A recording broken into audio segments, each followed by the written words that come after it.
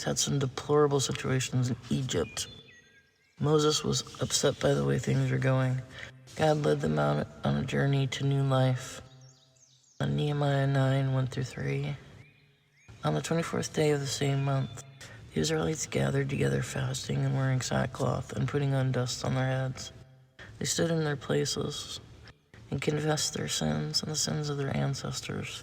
They stood where they were and read from the book of the law of the Lord their God for a quarter of the day, and spent another quarter in confession and in worshiping the Lord their God. As we make our inventory, we'll probably find ourselves listing our destructive habits, our defects of characters, the wrongs we've done, the consequences of the wrong choices we live with, and the hurts we've caused others. It's like sifting through all the garbage of our past. This is painful but necessary part of throwing away those broken habits and behaviors that, if not dealt with, will spoil the rest of our life, because we'll still be making the same mistakes, the same results. The returned exiles confessed their own sins. This phrase speaks volumes.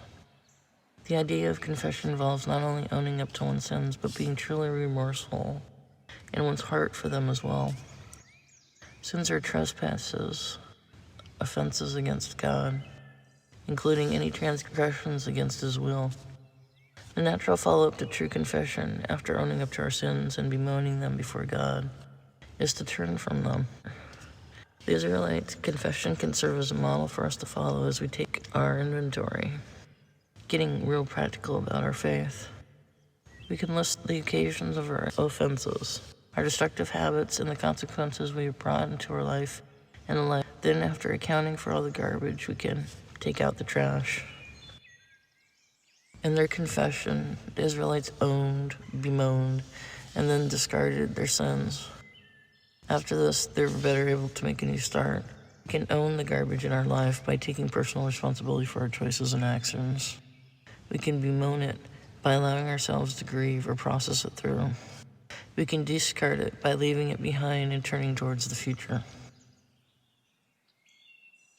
There once was a man who had a fig tree growing in his vineyard, looking for figs on it but found none. So he said to his gardener, "Look, for 3 years I've been coming down here for figs on this fig tree and I haven't found any. Cut it down. Why should it go on using up the soil?" But the gardener answered, "Leave it alone, sir, for just 1 more year. I'll dig around it and put in some manure. Then if the tree bears figs next year, so much the better. If not, then you can cut it down." Jesus, our Creator, said this in Luke 13, 6-9. In this parable, the owner is looking at his tree and he's frustrated. He's still not seeing the good fruit, figs on his tree. "Cut the tree down and toss it in the garbage," he exclaims.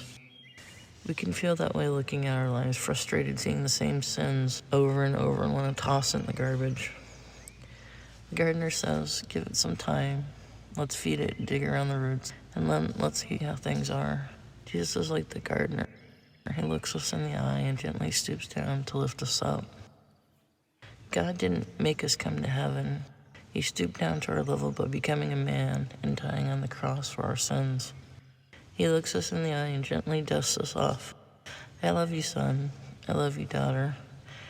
Come to me. Trust me. I'm here for you."